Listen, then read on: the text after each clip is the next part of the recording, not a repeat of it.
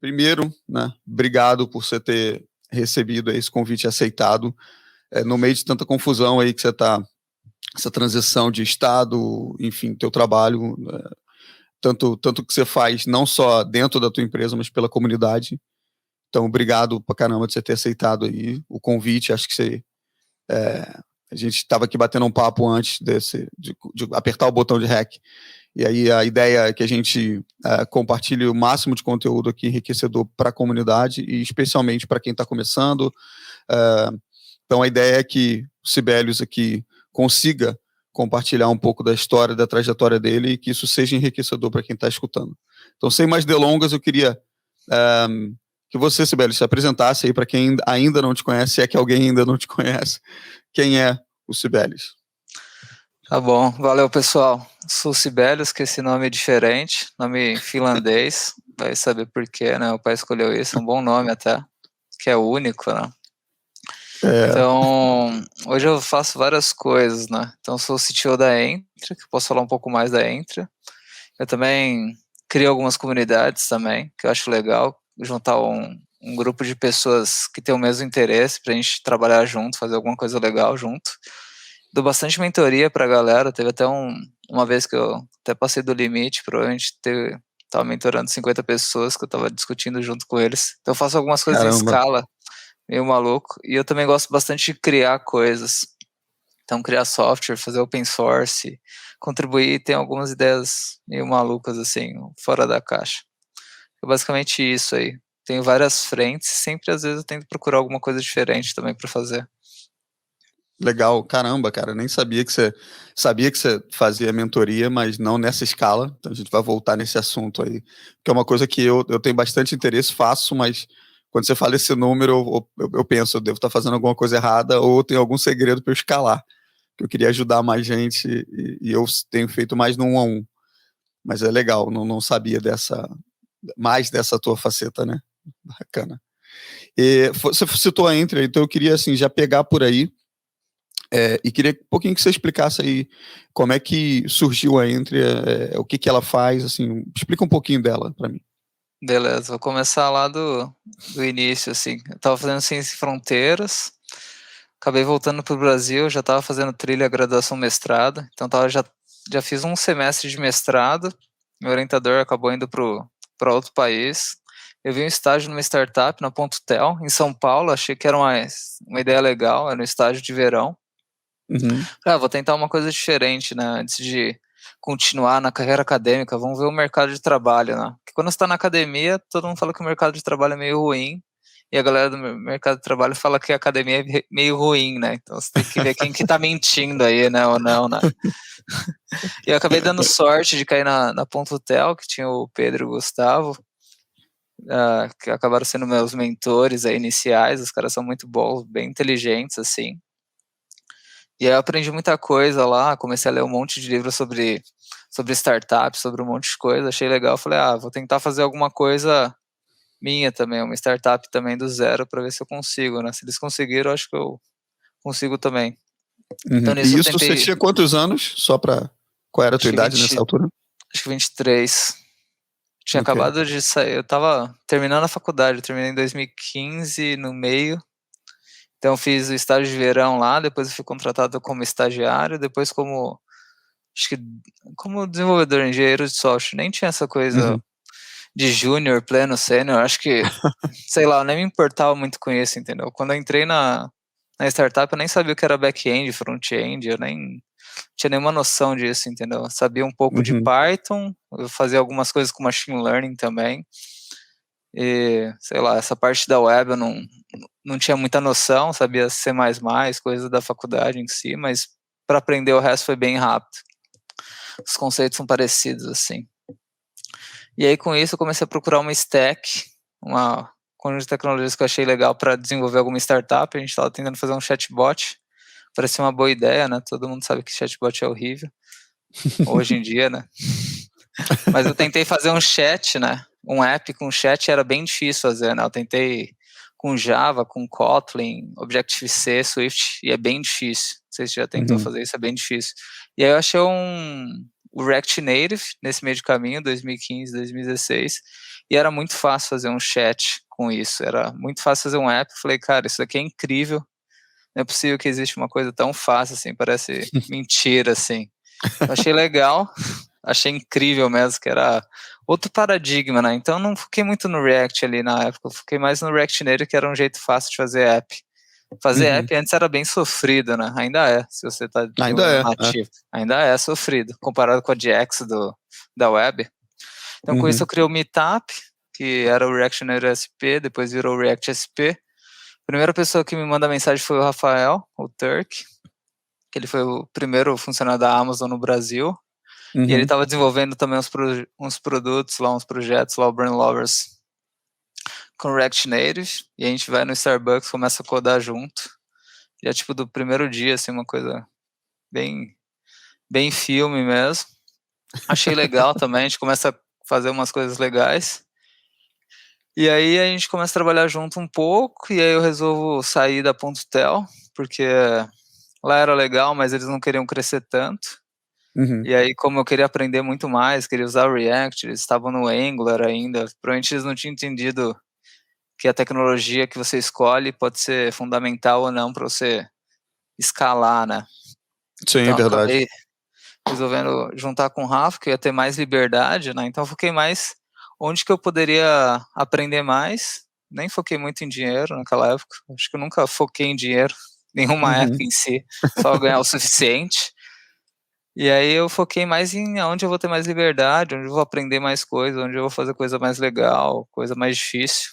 E foi isso. E aí a gente foi construindo a Entra, a gente começou com o Brand Lovers, que era um app de como se fosse uma rede social com e-commerce, com marketplace, para produtos de beleza, com um pouco de machine learning também. Então você acha o melhor produto de beleza mais perto da sua casa, se fosse um rap de beleza também, se você pensar. Aí disso não deu muito certo, porque era um produto meio difícil, você ia precisar de muito dinheiro, né? Igual a Rappi precisou lá, queimando muita coisa. Mas isso daí abriu portas para a gente conseguir fazer alguns apps da Natura, e depois a gente fez o app da Gol também. A gente fez vários projetos grandes, assim, então provavelmente a gente fez um GraphQL em produção da Natura, que eu dava mais de 1 milhão de consultoras em produção. Caramba. Então provavelmente um dos primeiros GraphQLs do Brasil, ou do mundo rodando nessa escala, foi a gente que fez. Então a gente conseguiu ganhar muita experiência em coisas bleeding edge, assim, rodando em produção, com clientes grandes, com problemas difíceis mesmo. E essas tecnologias acabaram ajudando a gente a crescer de um jeito eficiente, né? Então a gente sempre foi bem eficiente, sempre otimizando, né? Pô, Então legal. teve isso. Depois disso a gente resolveu fazer nosso SaaS, que a gente viu que software house não escalava muito bem. Então a gente começou a fazer a Feedback House, que foi legal. Continua rodando, né? Tá rodando, mas a gente investe um pouco menos de tempo nela. Que Mas hoje você, só dando um passinho antes aqui, hoje, dessa experiência que você teve com a Entria, você falou que no início vocês tentaram fazer esse produto vosso, né, um produto de vocês, e aí, enfim, por algum motivo ele não teve a saída que vocês esperavam, e aí vocês começaram a fazer produtos para outras empresas. Então, a Entry ela acaba por começar um pouco fazendo produto próprio e depois quase que vendendo desenvolvimento como serviço, vamos dizer assim, ou produto fechado para empresas grandes. Isso, a gente começa, nosso produto, e aí com isso a gente meio que vende parte dele e vira uma software house. E depois disso a gente volta a fazer SaaS pra gente, que é o Feedback House, que é um produto de gestão de pessoas para times, para empresas, que tem uns 10 módulos, tem bastante coisa legal lá. E aí depois a gente decide fazer a OpenPix, que é onde a gente está agora, que é o que a gente está investindo mais tempo e dinheiro e tudo lá.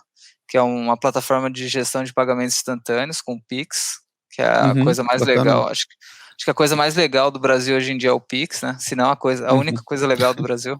A única coisa que não estragaram, né? Porque o Pix é barato, né? Ele é barato, rápido e sei lá, não tem muitos problemas com o Pix em si, né? Se você pensar, ele foi um projeto bem executado pelo Bacen, né? O Bacen tá fazendo bastante coisa legal. A gente tá focando muito nisso agora, que é o que a gente sempre quis, né? A gente sempre focou no Bleeding Edge na parte tech, E a gente Uhum. estava sempre à procura de algum business bleeding edge, né, então Instant Payments pra gente é um business bleeding edge, que é o mais novo, Uhum. e a gente sempre acho que o novo tem bastante chance de ser bem potencial, né. Então você tem Né. várias vantagens de você trabalhar com coisas novas, né, você tem como é novo, né, você consegue competir de igual com igual para outros bancos, né. Então o Pix é novo pra gente, e é novo também para o Itaú, né, então o Itaú não tem Uhum. expertise também, né, então se a gente conseguir mover mais rápido, a gente conseguiria ganhar um pouco de edge em Sim, relação a com isso, certeza. né. Com certeza, com certeza. Acho que a parte da Entra foi isso, a gente foi pivotando, que é um termo clássico aí das startups aí, não sei É, quem está acostumado a ler esses livros aí, Zero to One, Startup, Lean Canvas, sim. vários livros clássicos. A gente foi pivotando, sempre buscando alguma coisa melhor, assim, Uhum. mais E legal, mais quando difícil, né. sim, sim. E então basicamente a Entra começou lá naquele papo teu no Starbucks, e aí fazendo um fast forward, até o site, né, antes do Pix agora, vocês começaram 2 pessoas e até, o site quantas pessoas vocês tinham no time? A gente começou com 2, na verdade foi eu, o Rafa e aí tem a Pauline também, que é a esposa do Rafa, então eram os Uhum. 3 que a gente começou, ela fazia mais a parte de vendas e produto também, essas coisas. A gente já chegou a ter uns 20 devs, que era a parte de software house que precisava de mais, e aí depois a gente foi encolhendo um pouco, foi ficando um pouco mais eficiente, mais enxuto, né, e agora a gente tem Uhum. 6 pessoas. Caramba, legal, e conseguem fazer isso tudo. É, o incrível é que a gente consegue fazer mais do que provavelmente aquela época que a gente tinha 20 devs. Então é uma coisa, a gente ficou bem mais eficiente ao longo do tempo, né. A Aham. gente foca Cara, bastante nisso de produtividade, eficiência. A gente deve ser um dos times mais produtivos, assim, do Brasil, pô, sem então dúvida, assim. é por aí que eu vou puxar, porque até saindo um pouco do que eu tenho aqui como guia, mas isso é muito importante, produtividade. Acho que enquanto time é importante, enquanto empreendedor, tipo um dev que quer empreender, e às vezes acha que o cara tem que ter, sei lá, uma consultoria ou uma empresa de 20, 30, 50 devs, nem sempre mais é melhor, né, você tá provando isso. E eu acho que produtividade também no nível individual, o dev, né, porque no fato a Entre ela é tão produtiva quanto a produtividade de cada um de vocês. Então eu queria pegar por aí, cara, como é que você consegue, ou como é que você conseguiu, porque isso eu imagino que tenha sido um processo, né, você foi encolhendo, como é que você conseguiu ser tão produtivo, alcançar essa produtividade enquanto time, e como é que isso é, assim, para você, Cibeles? Como é que você gere Tá certo. o teu dia para ser tão produtivo? É, eu sempre foquei em otimizar sempre, né, desde sempre e provavelmente agora devo estar ficando mais cada vez melhor, né, em tudo que eu faço, assim, no sentido de otimizar mesmo, né. Então, meu dia começa bem cedo, Uhum, sei lá, eu acordo umas 5h30, vou para o crossfit às 6, faço até às 7, aí eu voltava, levava minha filha na escola, que ela é 8h, às 9 horas a gente tem a daily, que a gente tenta fazer uma coisa meio não demorada, então uma coisa rápida, né, sei lá, uns 10 minutos acho que suficiente pra gente resolver normalmente todos os problemas que todo mundo tem, tá travado ou não, às vezes tem um pouco mais, sei lá, 15 minutos se tiver alguém bloqueado, algum travado, uhum, e o resto do dia a gente trabalha bastante async, no sentido de que a gente não é mais no Slack, então a gente vai mandando mensagem um para o outro: "Ah, travei nisso, não travei nisso". Então uhum, tem poucas reuniões, né, então você tem muito tempo produzindo coisas úteis de fato, né. Então a uhum, gente automatizou bastante coisa, então tudo na Entry que a gente consegue automatizar, a gente vai automatizar, entendeu. Todo o nosso CI/CD, todo o nosso deploy para staging, produção, é tudo automatizado, e a gente sempre vai otimizando isso para tornar rápido, né. Então a gente tem uma uhum, coisa que é conditional buildings, que a gente tem vários back-ends, vários front-ends, e aí se você commitou em um back-end, não builda os outros back-ends, entendeu. Então ele meio uhum, que otimiza o CI. A gente tem vários monoreps para a gente conseguir compartilhar o código, entre outros. A gente tem uma documentação para os devs em si, então quando entra um novo dev na Entra, a gente já tem uma documentação passo a passo do que onde que está cada coisa, os padrões de código, como que você cria um teste novo, como que você cria um código novo, tais padrões. Então o dev uhum, novo da Entra, eu acho que em metade do dia ele consegue configurar a máquina dele, e se ele for esperto, aí até o final do dia ele já consegue mandar a primeira pull request para a gente já subir para Caramba. produção. Então é uma coisa, é o que a gente tenta otimizar tudo, né? Então a última coisa que eu fiz que foi bem legal que eu otimizei, para você pensar, umas coisas meio malucas, eu perdia provavelmente, sei lá, 5, 10 minutos por dia dando merging em pull request do Dependabot, que atualiza nossas dependências automaticamente. Eu pensei, cara, e se a gente fizesse um auto-merge, né? Cara, deixa o bot, ele sabe que passou nos testes, deixa ele dar o auto-merge, vamos pra frente. Vamos atualizar automaticamente. Então eu não perco mais esses 5, 10 minutos por dia, eu posso fazer outra coisa. Então todo dia tem umas 10 pull requests de bots em cada repo, que provavelmente passou nos testes, ele dá auto-merge e vamos pra frente. A gente consegue fazer isso porque a gente tem muito teste também. Deve ter uns 7 mil testes no back-end, acho que deve ter uns 3 mil no front-end também. Então a gente, com toda essa automatização, a gente escolheu focar em processos para a gente conseguir mover mais rápido e não quebrar nada, né? Então, por exemplo, a gente consegue que um junior dev, ou um junior, até estagiário nosso, conseguiria mandar uma pull request, e mesmo se a gente não tiver ninguém aprovando na hora, e não for nada crítico, ela poderia já dar merge sozinha, sem supervisão, porque ela tá tendo a supervisão de 7 mil testes, entendeu? É uma coisa meio maluca. Em vez, tem alguns lugares que eles falam, você tem que ter approval de 2 caras aprovando, 2 devs, né, 2 pessoas. Aqui a gente tem, sei lá, 0 pessoas aprovou, a gente revisa depois, a gente sempre revisa de novo quando vai fazer o release para produção.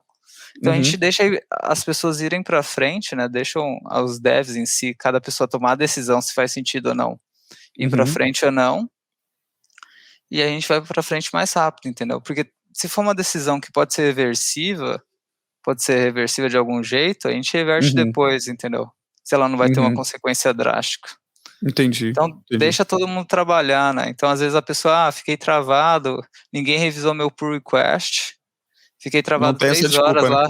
Não tem essa desculpa. Normalmente a gente revisa em questão de, sei lá, 5 minutos até menos.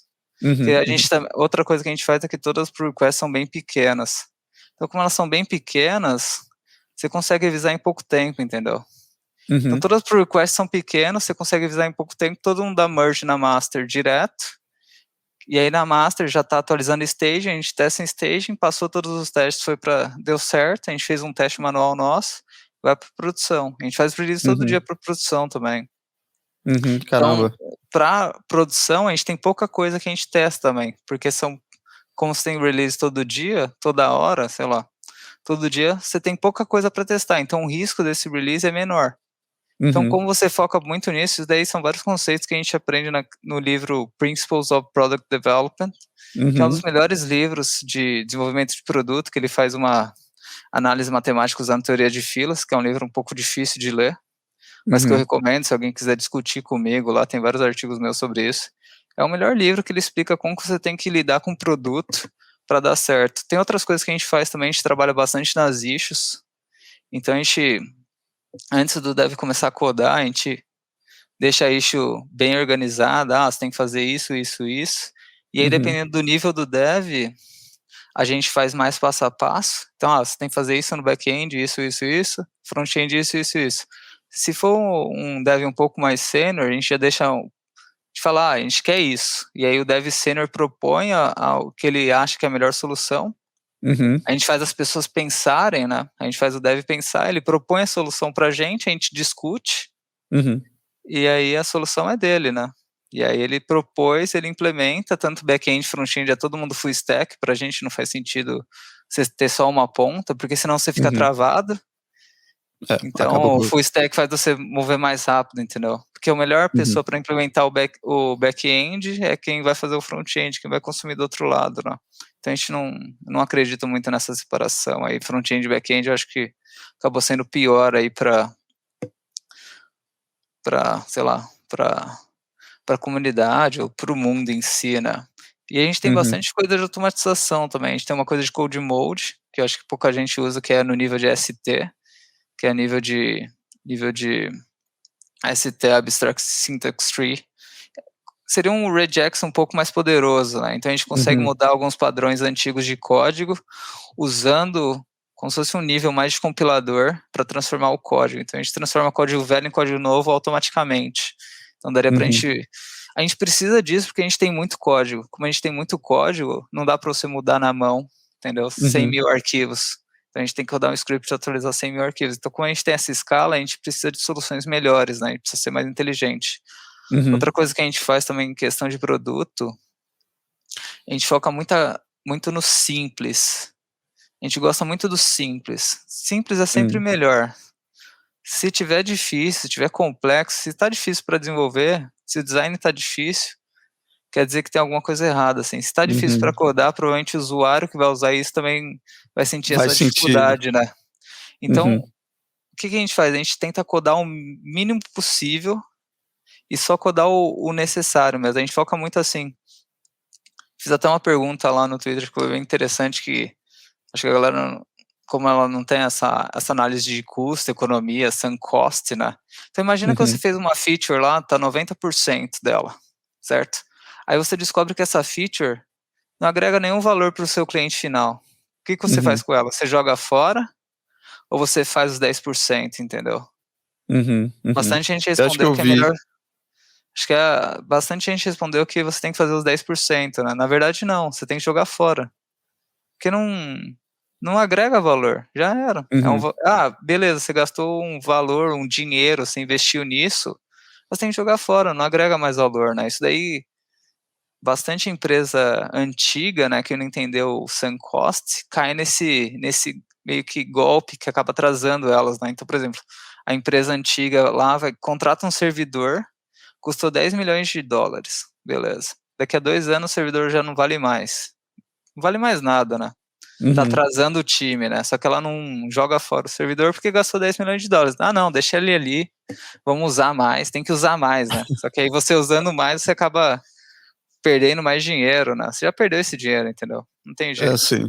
É verdade, é verdade. Isso. E aí se você adicionar essa feature que não faz sentido, você adiciona complexidade, né? Então, cada feature nova que você adiciona muita complexidade. Cada feature nova interage com as outras features e aí acaba aumentando ainda mais complexidade. Nenhuma feature é tão simples assim. Qualquer feature que você pensar que é simples, ela vai ser bem maior que isso. Tem o custo de manter, ensinar o cliente, vai ter alguns comportamentos inesperados de segunda ordem, que provavelmente você não vai conseguir pensar no momento, e vai dar algum bug aleatório mais pra frente, aquele efeito borboleta, né? É verdade, é verdade. Mas deixa eu pegar um pouquinho no que você falou de automatização, eu quero voltar um pouco na produtividade tua, né, específica.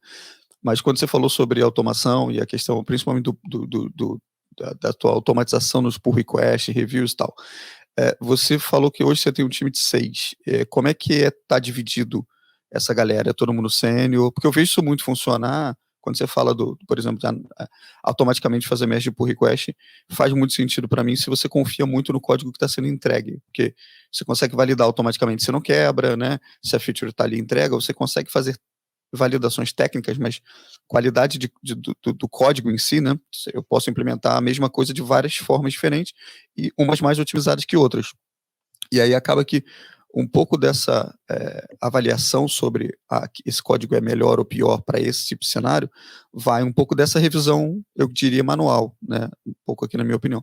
Então, eu queria entender como é que é o perfil dessa galera e se isso impactou nessa tua decisão de automatizar, por exemplo, essa área da revisão do pull request. Tá certo.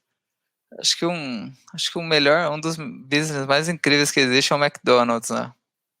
Porque o McDonald's, cara, você coloca qualquer pessoa lá e vai sair um hambúrguer legal do outro lado, entendeu? Então tentei meio que criar um McDonald's de software, se você pensar. É uma boa analogia.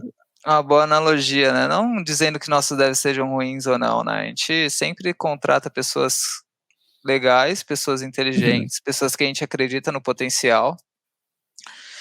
E então a gente tem um time, a gente deve ter uns 3 seniors e uns 2 mais juniors, acho que diria assim, 4 seniors, 2 mais juniors. E a gente faz review, como a gente já tem muito código, né? Então a gente já tem muita coisa pronta, quase tudo que eles vão fazer já existe pronto, né? Então a gente foca muito nessa coisa de você conseguir utilizar o que já está pronto. Pergunta qual que é o código mais próximo e faz um padrão disso. E a gente é bem chato nisso, então a gente tenta sempre padronizar o código. Hoje teve até uma pull request lá que simples, mas que o dev ele mudou o nome de uma variável. Sei lá, o nome da variável era filters, ele chamou de log filters. Isso daí já meio que, cara, você não pode fazer isso, parece uma coisa besta, simples, mas se você faz isso, agora você tem 2 nomes de variável para você lembrar, fica difícil de você refatorar, code mode fica mais difícil. Então a gente foca muito em padrão, né? A gente faz o review, mas toda pull request a gente vai ter o review humano, tanto o meu e tanto do restante do time. E mesmo que você já deu um merge, a gente tem um post review, né? A gente faz o review do mesmo jeito, já fez merge, e aí todo mundo olha depois e corrige nas próximas pull requests, entendeu? A grande questão de a gente ir para frente é para não travar a pessoa, entendeu? Não deixar travado, né? Então a galera fala daquele git flow lá, que você tem o develop branch, e aí o que acontece? A galera faz a pull request, dá a merge no develop e deixa a branch parada lá para depois dar merge na master, depois que o cara testou no develop, entendeu? E aí isso daqui fica meio que uma coisa pendente na sua cabeça, cara. Vou dar merge, não vou dar merge. Aí quando o cara aprovou, você vai lá e dá merge, depois volta, para o que você tá fazendo, aquele context switching lá, troca de contexto de novo, volta para aquilo lá, aí já tem conflito. Olha o trabalho de você deixar uma É um inferno. Você deixa, é um inferno, Git flow é uma merda. Aí você coloca você deixa lá, tem um conflito, aí você volta, e qual que é o problema? Como no develop tem várias branches lá, e aí o cara vai testar o que está no develop, tem várias branches. O que acontece? Se ele falar, cara, aprovei a branch A, mas não aprovei a branch B, só que por algum motivo a branch A e a B interagem alguma maneira que não é coisa, o cara vai dar merge só na A e na B não, pode quebrar a produção, porque ele não está testando o que está em produção. Então Git flow também tem essa chance de você estar testando uma coisa que não é o que está na produção, né? Então o stage deveria ser o mais próximo de produção. Então o Git flow com developer branch é a pior coisa que você pode fazer para o seu time, né? Deixa todo mundo travado, os caras têm 5 pull request, o cara perde mais tempo dando conflito, atualizando a branch do que codando, entendeu? A partir do momento que você fez o merge na master, cara, você esqueceu aquilo lá, já foi pra frente e tá resolvido. O máximo pode ter um post review e você manda outra por request, entendeu? Mas é coisa minor. Uma coisa que a gente tem é feature flag, né? Então tudo que é crítico, então por exemplo, você falou, cara, você não pode dar merge em várias coisas. Então a gente tem issue aqui que a gente tá trabalhando que é issue de 3 meses, mas todo dia tem pull request e melhoria dela. A gente tá avançando nela incrementalmente todo dia. E a gente testa em produção isso com a gente, mas a gente não, o cliente em si ele não vê isso, porque está por trás de uma flag que a gente controla. Então só a gente vê isso. Então quando é alguma coisa muito crítica, e aí qualquer dev pode pegar essa feature, pode ser o estagiário, pode ser o júnior ou não, ele vai fazer essa feature numa feature flag, então ele pode ele vai dando merge e não vai quebrar, entendeu? Sim, a gente vai conseguir testar, legal, vamos ajustar o design nesse pedaço. Então o feature flag também dá essa segurança. Acho que essa é a ideia aqui da produtividade, é você deixar o time não ter medo também de codar, né?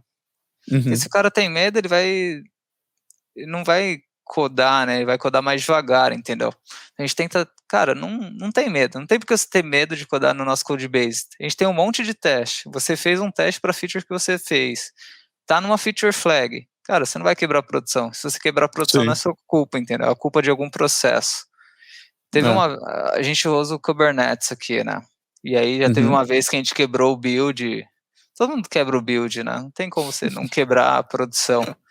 E aí o que a gente fez, né? Então, a gente quebrou uma vez, a gente pensou, cara, né, a gente tem que ser mais resiliente. A gente sempre pensa assim, um livro que eu gosto bastante é aquele Antifrágil do Taleb, né? Sim, Taleb, não sei Taleb.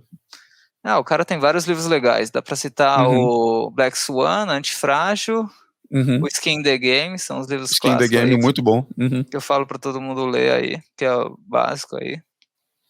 Mas o seu sistema, seus processos têm que ser antifrágeis, né? Então, por exemplo, a gente quebrou produção, então produção nunca mais pode quebrar do mesmo jeito, entendeu? Então agora, acho que foi semana passada, a gente quebrou de novo, só que o nosso sistema agora está tão robusto que ele faz um load balancer assim. Então, ele faz um rollout. Então, ele tenta atualizar 4 pods, a gente deve ter uns 10, 20. Cara, 4 pods não deu certo, ele nem passa os requests para esses 4 pods estão zoados e deixa lá travado. E a vida segue. A gente ficou, acho que um dia com 4 pods ruins, depois a gente consertou, né? E aí o usuário final, ele nem sentiu nada, entendeu? Porque para ele tá normal, mesmo que tá quebrado, entendeu? Então a gente deixou mais resiliente. Então mesmo se eu quiser quebrar a produção hoje, eu não consigo, entendeu? A gente fez um sistema tão resiliente que eu não consigo quebrar se eu quiser. Caramba, isso é muito legal. Isso é muito legal. Você tem uma ideia, entendeu? Mesmo se eu quiser, vou codar bêbado, tô maluco, você não vai conseguir quebrar, entendeu? O ideal é você não deixar as pessoas fazerem coisas idiotas, né? Basicamente isso é legal, isso. Essa experiência que você está compartilhando aqui é legal, porque, cara, o que eu conheço, e provavelmente você também, de times, empresas, enfim, desenvolvimento que não tem essa eu quase que diria essa abordagem, né? Essa mentalidade, cara, e aí acaba que é o que você falou, você tem times maiores, mais conflito, mais interdependência, menos produtividade, aí isso lhe leva, né, na minha opinião, para mais frustração, e aí na ponta é o dev, porque o dev, o que ele quer? Quer codar, né, todo dev quer codar, quer ser livre para codar e acabou. E aí você começa a colocar uma série de camadas entre esse cara que quer codar, né, e o resultado desse esforço dele, né, o feature, o produto, a tela, enfim, o que você quer que seja. Então, acho que isso também acaba por explicar muito da frustração que a gente vê na comunidade, enfim, muito dev aí burning out, fazendo, enfim, às vezes até desistindo, né, da profissão, porque o cara acha que aquela experiência que ele teve... Toda empresa é ruim, né? Exatamente, aquela experiência que ele teve é a regra. Pode não ser. Eu acho que tem outro caso clássico, assim, das empresas, acho que eu posso fazer alguns artigos, eu gosto bastante de escrever, porque escrever acaba escalando, né? As pessoas sempre fazem, às vezes, perguntas, então eu escrevo, mando o mesmo link, e aí resolvo a vida de todo mundo, é um jeito de escalar, né? Sim. É um jeito de fazer mentoria também, escalar. Então, um caso clássico que tem é dev que não tem issue, dev não tem task. Cara, como assim? Você foi contratado, você ganha uma puta grana e você não tem issue pra codar, você vai ficar o dia inteiro sem fazer nada, Parece zoeira, né? Parece zoeira. Mas acontece. Mas aí, cara, E aí, eu fiz até um tweet disso. Cara, é igual você foi contratado no Real Madrid, mas você fica no banco, entendeu? Legal, você tá ganhando dinheiro, mas você não tá ganhando experiência, você não tá sendo visto, você não vai ser promovido, cara. Você tem bastante chance de ser demitido em algum momento, né? E aí, tem dois lados, né? Um ponto é a empresa, que não sabe se organizar, né? E outro ponto é o dev, que ele deveria tentar buscar trabalho, né? Ele deveria buscar dar um jeito, cara. Eu vou trabalhar em alguma coisa, preciso saber o que é importante, o que não é. Ele tem que brigar por isso, ou ele tem que sair da empresa, se a empresa não tá nem aí para isso. Então, uma coisa que a gente tem aqui na Entra, a gente foca muito em deixar um monte de issue pronta, tipo, ready for dev, para todos os devs, entendeu? Então, todo dev, a gente sabe que ele vai travar em algum momento. Todo mundo vai travar. Sim. A pessoa só não vai, o dev só não vai falar que travou, né? Que o dev nunca vai falar que travou, né? Mas, um karma. Mas legal, hoje na Entra você tem alguma política sobre essa questão de travar ou não travar? Eu sou bem chato nisso, Sou bem chato nisso. Posso comentar isso depois. Então, na Entra a gente tem várias issues. Então, todo dev vai ter pelo menos umas 3, 4 issues na mão já. Se ele travou, ele pode ir para a próxima. E aí depois volta quando ele destravar, né? Então eu falo assim, você tem que destravar você antes que você trave, entendeu? Se você acha que você vai travar, você já pergunta antes. Então eu foco muito nessa coisa do learning public, de você perguntar em público. Eu falo pra galera, a gente tem um canal dev lá no Slack, eu falo, cara, nem manda DM pra mim, nem manda DM pra ninguém, manda no dev mesmo, que é legal, todo mundo expande o conhecimento, né? Então, em público é melhor para todo mundo, porque, cara, pergunta lá e todo mundo vê que você está perguntando, outras pessoas vão perguntar, né? Porque tem um modelo econômico que diz sobre isso, que é o Stand Ovation, né? Que é um modelo que ele modela a plateia e outras coisas, e moda, né? Então, por exemplo, imagina que tem um boné novo lá, só que um boné novo, só que ele é meio diferente, assim. Então, tem algumas pessoas que elas vão usar um boné mesmo se ninguém estiver usando, entendeu? que é a galera que vai usar antes de todo mundo. Mas tem outras galera que só vai usar depois que 10 pessoas estiverem usando, 100 pessoas estiverem usando.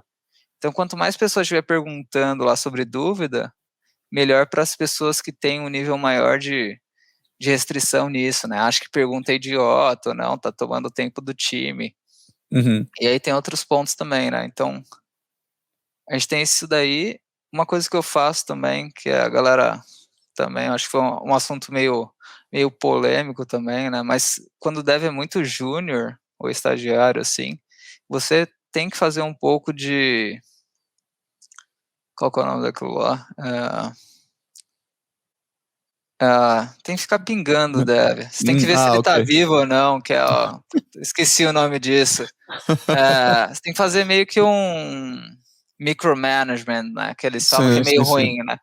Cara, você tem que fazer isso, porque o cara, ele, por exemplo, já tá remoto, não tem experiência, não sabe se pode perguntar ou não, ele já entrou na empresa. Fica com vergonha, né? Fica com vergonha, ele não quer mostrar que ele não sabe.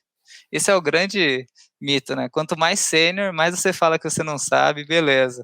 Agora, o estagiário não pode falar que não sabe, entendeu? Esse é o grande mito. Porque qual que é o problema? Você contratou a pessoa para fazer o quê? React, beleza? Aí ela vai lá, cara, eu não vou perguntar o que é o use state, né, meu? Use state, teoricamente, eu deveria saber, entendeu? Eu deveria saber. Só que não, né? Porque provavelmente a empresa pode usar um use state de outro jeito, ou no use state, use reducer ou não. E a pessoa não pergunta e trava, não entende o padrão da empresa. Uma coisa é você ver os códigos, sei lá, na faculdade, no bootcamp era assim, agora na empresa é totalmente diferente, entendeu? Sim. Então a galera que tá começando tem esse medo de, tá perguntando demais, não sabe de nada, os caras vão me demitir. Só que não, né? Tipo, tem um custo de você contratar alguém, né? Dá um mega trabalho contratar alguém. Você não vai contratar alguém e já demitir no outro dia, entendeu? Cara, quem faz isso tá perdendo dinheiro, entendeu? É um custo para a empresa, né? Você perde tempo, querendo ou não, para contratar alguém, né? Então tem esse problema. E aí o dev, ele não sabe que ele tá travado, não. Então você tem que ir perguntando, cara, você precisa de ajuda? Pergunta lá no dev. Cara, se o dev júnior sumiu por 30 minutos, 1 hora, já tem que perguntar para ver o que aconteceu, meu. Sei lá. Porque senão ele se perde, né? Porque aí você pode falar, isso daí é ruim, beleza. Aí eu posso contar outro caso, que foi de um amigo meu, ele contratou um dev bem júnior para ajudar ele, e ele é freelancer, sênior, já está acostumado a se virar, e aí o dev júnior ficou, sei lá, 1 semana, não fez nada. E aí ele falou, demitiu o cara depois. O cara não fez nada. O cara é júnior, você não falou o que ele tem que fazer, ele não sabe o que ele tem que fazer mesmo, entendeu? Sim. Você não ajudou o cara, entendeu? Você tem que focar mais em ajudar a pessoa, né? Passar para ela, você tem que estudar isso, e beleza. Eu acho que essa tua iniciativa, que de novo, eu queria dizer que isso é mais comum, mas a minha experiência diz que não é. Essa de você deixar o cara confortável com perguntar, com errar, né? Ainda que na cabeça dele seja uma pergunta idiota, mas eu concordo com você que não existe pergunta idiota. Idiota é não perguntar. Então, eu queria dizer que isso fosse, não é comum a tua abordagem, mas não é, acaba por não ser. E o que é ruim, né? Porque assim, cara, eu digo não só para o Dev Júnior, mas agora que a gente está com essa... o Covid trouxe muita coisa ruim, mas trouxe essa abertura de mercado muito boa, né? Trabalho remoto, o cara trabalhar para outros países e tal. E às vezes você é plugado, independente da sua senioridade, você é plugado num time que onde você não tem essa liberdade, vamos dizer assim, de errar, ou pelo menos ninguém te disse isso. E aí eu acho que esses sentimentos assim da vergonha, do travar e não perguntar, ou às vezes tu perguntar e dá eco no canal do Slack, ninguém vai lá e responde, aí é pior, porque você começa a se sentir ainda mais, caramba, será que eu devia ter perguntado aqui nesse canal, né? Porque, ninguém respondeu. Aí você começa a imaginar um monte de coisa. Então, eu acho que essa abordagem, assim, ela devia ser, é o que eu ia dizer antes, assim, vocês têm muita coisa na Entra que eu acho que, cara, ia melhorar muito a vida de muito dev quando aplicado pelas empresas, sabe? Um efeito cascata. Então, assim, cara, é quase como uma consultoria que você está compartilhando e que talvez, de repente, aí fica a dica, seja como artigo, seja como até uma própria consultoria tua, eu sei que seu tempo Não deve ser muito fácil aí.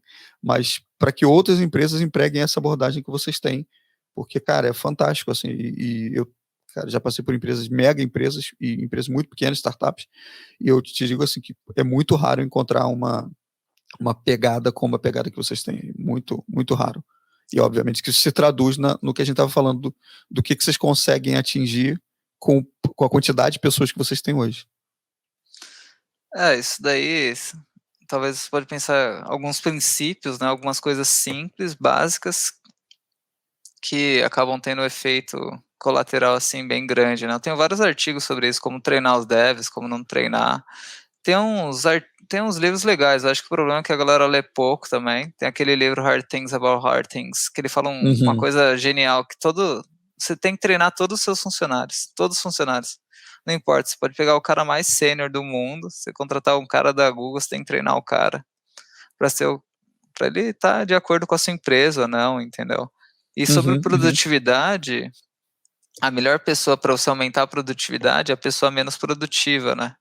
E a pessoa menos produtiva provavelmente é quem está começando agora, né? O estagiário ou o júnior. Então você perder, no sentido não de perder, mas investir um tempo seu, sei lá, uns 30 minutos seu por dia, alguma coisa assim, ajudando, fazendo um pair programming com o júnior, está aumentando muito mais a produtividade da sua empresa do que se você não fizesse isso, entendeu? Deixando o cara se virar sozinho, né? Entendeu? E aí, por exemplo, ele faz uma conta que é bem legal, né? Você, por exemplo, quanto tempo essa pessoa que você acabou de contratar vai gastar na sua empresa por ano, né? Então, por exemplo, 8 horas vezes 5 daria 40, vezes 50 semanas, 52, daria, sei lá, nem fiz a conta aqui, né? Daria 8 vezes 5, deixa eu fazer aqui, vezes 52 semanas, né? Sei lá, 2.000 horas, certo? Se você aumentar 10% de produtividade dessa pessoa, você ganhou meio que 200 horas, entendeu? É muita hora. Então, você não treinar essa pessoa, não deixar ela produtiva, você tá perdendo dinheiro, né? Tá perdendo tempo, você podia estar investindo nisso. É verdade, é verdade. Mas, cara, deixa eu voltar então, ainda sobre esse sistema de produtividade pra gente sair dele. Você, cara, eu já, aqui nesse bate-papo, você já citou vários livros, o que me leva a entender que você lê muito. Como é que você consegue gerir o teu dia? O que é teu dia ideal, assim? Como é que você consegue colocar tanta coisa no teu dia? Beleza. Acho que nem tem um dia ideal, pra te falar a verdade. Acho que é meio, acaba sendo meio randômico, eu deixo acontecer as coisas. Eu não ouço música, né? Quando eu fico no escritório, eu não ouço música, justamente para focar em estar meio que aberto para o resto do time, para quem quiser falar comigo. Eu otimizei muito meu tempo para conseguir fazer context switching de um jeito otimizado, né? Então, se pensar no aquele round robin lá de trocar processos do profissional, eu tentei otimizar esse processo. Então, eu consigo, por exemplo, tô codando uma coisa super hardcore aqui, tô implementando um algoritmo de grafo, e alguém me chamou no Twitter, Slack, eu vou lá, respondo a pessoa, depois eu volto. E aí continuo codando isso como se eu não tivesse parado, entendeu? Então essa coisa de trocar de contexto, vou lá, atendo o cliente, falo com a minha filha que ela precisa de alguma coisa, volto, tô codando alguma coisa, passo o teste, respondo alguém, e volto porque eu tava fazendo focado, eu sou bem otimizado, entendeu? Eu não tenho esse overhead de trocar de contexto. Eu otimizei muito isso. Você consegue manter no flow, né? Consigo manter no flow, como se nada tivesse acontecendo também. Aí eu achei um método que eu acho bem legal de anotação, que é o Zerocasting, que nada mais é do que você criar uma nota para cada assunto seu e você linkando ela, meio que criar um grafo do conhecimento, parecido com o que o Khan Academy tem, né? Só que aí você cria um grafo do seu conhecimento. Isso daí, se você pensar esse gráfico do seu conhecimento, acaba sendo meio que um índice do seu conhecimento, como se fosse um Google do seu conhecimento, né? Então, quando você pergunta alguma coisa para mim, ou eu busco no meu cache, seria o histórico do meu Chrome, então qualquer pergunta que você fizer, provavelmente eu já devo ter a resposta dela em algum artigo meu, ou devo ter no meu Zerocast, no meu grafo aqui, eu pesquiso no meu Notion, e eu acho algum artigo parecido relacionado nisso. E como eu sou bem generalista, eu leio de tudo, assim, de psicologia, filosofia, um monte de coisa, assim, no sentido de meu objetivo é quanto mais eu conhecer, melhor, né, mais fácil a vida fica. Então eu estudo Uhum, tudo, biologia, nutrição, bem sobre tudo mesmo. Acho que boa parte das perguntas que as pessoas fazem para mim ou que elas fazem para elas mesmas já foram respondidas, né, só falta elas lerem mais, né. sim, é verdade. Então, como eu já li um monte de livro, já fiz um monte de anotação, eu vou linkando um conteúdo no outro, e tem isso. Minha base matemática também é bem forte, acho que isso ajuda bastante na minha parte de abstração, linkar um conceito no outro, que Uhum, às vezes a pessoa não consegue fazer isso, acho que isso ajuda um pouco. Então, provavelmente, qualquer pergunta que você fizer agora ou depois, eu conseguiria buscar algum artigo, algum livro, alguma coisa, referência, para te passar, ou uma lista de alguma coisa para você ler depois ou para a gente discutir. uhum, Em entendi. assuntos diversos também.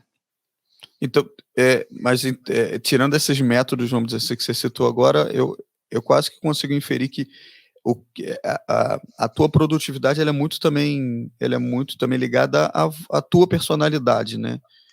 Como você estruturou e vem estruturando a vida, né? Porque como você tem dito aí, você lê de tudo, você é muito generalista, ou seja, você consome conteúdo de todos os lados. Não tem muito, assim, por que eu estou fazendo essa adendo aqui? Existe muito aquela coisa, todo mundo procura uma bala de prata, né? Todo mundo quer as 5 dicas para ser mais produtivo no seu dia. 3 dicas matadoras para caramba. Então tem muito essa coisa do, eu faço isso, isso, isso, e o resultado é aquele, né? E, eu acredito, e aí assim, eu queria a tua opinião sobre isso pode facilitar um pouco. Eu, por exemplo, uso alguns métodos para tentar ser mais produtivo. Eu uso Pomodoro. O meu dia, eu faço countdown de horas, então eu começo o meu dia com menos 8 horas e aí vou debitando, vamos dizer assim, desse meu banco de horas, as horas que eu tenho para trabalhar. Isso me traz um senso de urgência para eu tentar, enfim, sabe, evitar distrações e focar. Entendi. Mas, cara, funciona para mim, pode não funcionar para você, pode funcionar para o Eu Zezinho, para o tenho Binho. algumas ideias sobre isso. Uma vantagem que eu tenho, provavelmente do resto das pessoas, é que o conhecimento também compõe, né, igual o dinheiro, né. Então como eu Uhum, comecei a ler muita coisa muito antes, sei lá, 12 anos já lia muita coisa, então começou a acumular muito meu conhecimento, né, o snowball, né, que o Warren Buffett fala. Então, como eu já uhum. estudei muita coisa, eu começo a ficar muito fácil para aprender coisas novas, entendeu? Como eu já sei muita coisa, meu grafo é bem populado, bem denso, aprender coisas Uhum. novas acaba sendo bem fácil. Sim, sim. Quase Então, que o músculo, né? Você já tá ali, já tá no ah, flow. provavelmente eu sou uma das pessoas que aprende mais rápido, assim, que eu conheço. Então, enquanto a galera tá sofrendo em alguma coisa, eu aprendo bem rápido, porque tudo que já precisava saber, eu já sabia, entendeu? Todos os building blocks eu já tinha um pouco de conhecimento. Então, puta, eu tenho que aprender front-end. Aí a pessoa já não sabe o que é um bundler. Aí sofre com o Webpack porque não entende o conceito. Tem várias coisas. Sobre essas coisas de técnica, não, Pomodoro, essas coisas, não. Eu acho que isso daí tem que ser um começo, Uhum. mas não é o fim, entendeu? Eu acho que seria como se fosse uma coisa transitória. Igual Sim, sim. meditação, né? Meditação guiada seria para você começar a meditar, ou um app de meditação. Você pode começar meditando usando um app, mas o estado final é você meditar sem um app, né? Sim, sim, sim, Basicamente sim, isso. sim. Então você teria que conseguir se concentrar sem um Pomodoro, você deveria conseguir fazer de um jeito sem a ferramenta em si, né? A ferramenta pode te ajudar, pode ser meio que seu placebo que você precisa para você acreditar que isso vai dar certo ou não, Uhum. mas Sim, depois você sim. deveria arrancar ela, entendeu? Para você chegar na essência de fato. Não criar essa dependência, sim, sim. Isso. Concordo. Tem um livro legal, aquele Atomic Habits lá, que é os hábitos atômicos, que eles Sim. compõem também. O Outliers, né, que eles falam de 10.000 horas de prática, Uhum. que são Mas é para interessantes atingir a excelência, né? para atingir a excelência. O ideal é você ser uns 10% melhor do mundo em alguma coisa, né? E aí sua vida Uhum. acaba sendo mais fácil, você consegue ter um impacto legal no mundo.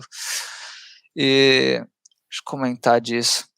Uma coisa desses livros que acho que as pessoas acho que falham um pouco, as pessoas sempre procuram atalhos, né, que é o que você falou lá, 3 dicas, Exato. 10 dicas, né. E aí meio que não existe atalho, né? Existe uma coisa simples, né? Por exemplo, você quer ficar em forma? Cara, é bem simples entrar em forma. Você só precisa Uhum. comer menos do que você gasta, você tem que ingerir menos do que você gasta, e você tem que ir na academia, no CrossFit todo dia. Uhum. Se você pensar, cara, é uma coisa simples, mas não é fácil, entendeu? Eu acho que Pois. essa diferença, entendeu? Você tem que ter essa disciplina, né? Eu acho que a disciplina acaba fazendo você ter esses resultados, né? E aí tem essa coisa também de adição e subtração, né? Normalmente você tenta Uhum. resolver um problema adicionando alguma coisa, né? Ah, vou tentar adicionar um hábito melhor. Às vezes é melhor você remover um hábito ruim, né? Uhum. Remover Sim, um sim. hábito ruim pode ser melhor disso também. Tem várias coisas também. Se você sabe bastante coisa de matemática, física, você pode tentar fazer umas analogias, né? Sim. Tem a química, então tem aquela energia de ativação que ela tem por exemplo, para você fazer uma reação química, você tem que ter um nível de reação, tal nível, assim, tem que atingir uma temperatura, tem que ter tal nível de composto.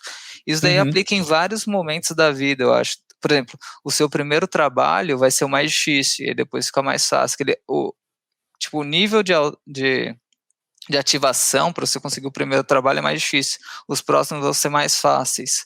Uhum. Sei lá, você É.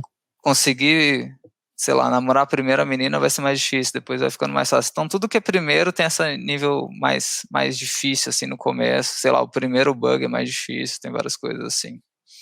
Ah, E, isso que você falou do. Desculpa, vai lá, força. tem outras coisas, por exemplo, inércia, né? Então, se você faz, ou inércia, o Lindy Effect. Então, se você faz alguma coisa todo dia, por exemplo, eu tô no Duolingo, tô no 500 dias de espanhol, né? Uhum. E aí, como eu já tenho 500 dias, eu tenho uma inércia aí, eu não quero quebrar 500 dias, entendeu? Se eu tivesse 20 dias, era mais fácil eu quebrar esse strike, entendeu? Então eu gosto bastante dessa coisa de strike e você não abrir exceção para você mesmo, entendeu? Você pode Sim. abrir exceção pro resto das pessoas, para você não deveria abrir exceção. Cara, você tá cansado, sei lá, vai treinar do mesmo jeito, só que treina menos, treina mais de Uhum. boa, mas não Sim. quebre o strike. Ah, tem uma quote, né, uma frase do Denzel Washington que eu gosto muito, que ele fala que é: sem comprometimento você não começa nada, mas sem consistência você não termina. E isso se aplica, acho que em tudo, é o que você falou, se você tem que estar comprometido com a causa, seja ela qual for, e ser consistente, né? Tentar criar essa cadência, todo dia eu vou fazer. É engraçado que a gente está falando disso, o nosso rumo foi para um lado que até está me agradando mais, que é essa questão da produtividade, da consistência, de não encarar as coisas simples como coisas fáceis, né? Porque às vezes as pessoas, como você falou, a vida é simples, não significa dizer que ela é sempre fácil, mas ela é simples. É porque a gente quer os dois, né? A gente quer uma coisa que seja simples, fácil, rápido, geralmente barata. A gente quer o melhor do tudo. Não, acho que as pessoas se enganam, elas tentam achar alguma coisa difícil, né? Alguma coisa meio que complexa. Parece mais legal, né? Parece mais. Se é mais difícil, parece que deve ser melhor assim, mas no final quase nunca é, né? É, é verdade. Elas tentam complicar a vida, né? A ideia é tentar É, simplificar. é verdade. E voltando então um pouco agora, vamos tentar direcionar aqui Acho que agora. tem um ponto, calma aí, eu vou Pô, comentar um ponto também, sobre uhum, detalhes, né? Acho que uma parte importante também para quem está aprendendo, aprendendo qualquer coisa, você tem que focar nos detalhes, assim, você tem que aprender quais são os detalhes importantes. Então, tem uma coisa também que eles falam que algumas pessoas super inteligentes, elas são burras em outras coisas, né? Na verdade, não é que elas são burras em outras coisas, quer dizer que elas não têm prática naquilo, então elas não conhecem os uhum, detalhes, entendeu? Por exemplo, se eu não sou muito bom cozinheiro, né? Então quando eu vou cozinhar, eu meio que apanho mesmo, entendeu? Sei lá, se eu for fazer algum código, eu vou fazer super bem, mas cozinhar, que são outros detalhes, outras coisas, outra prática, eu vou apanhar, né? E aí, às vezes, uhum, as pessoas não aceitam isso.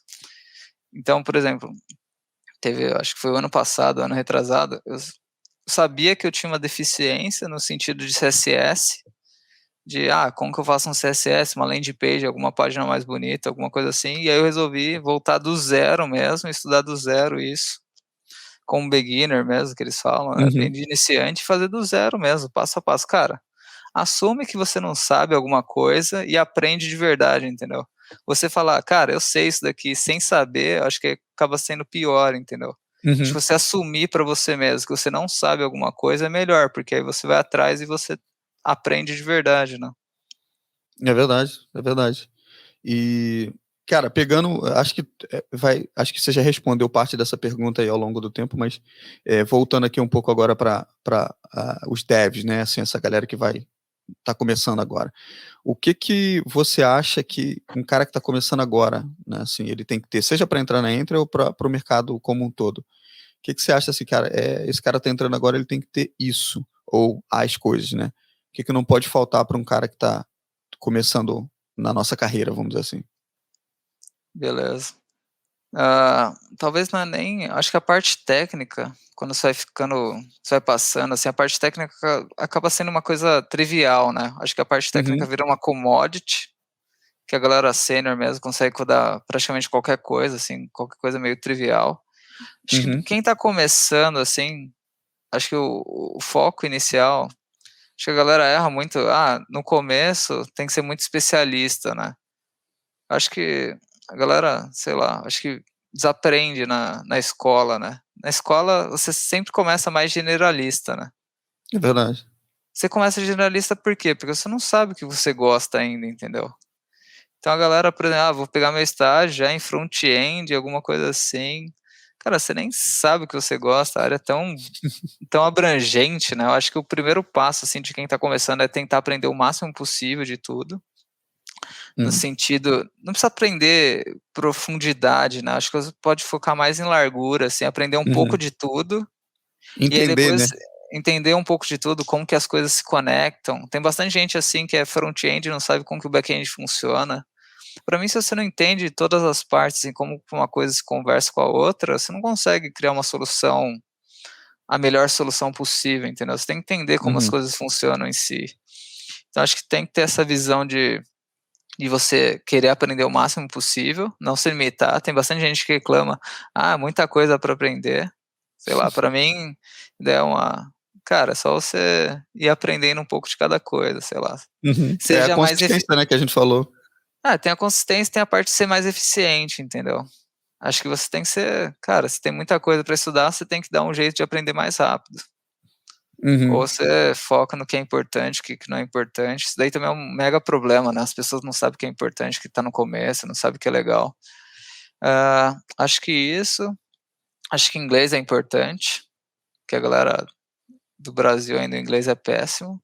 Uhum. É, o Acho que tem pessoal, uma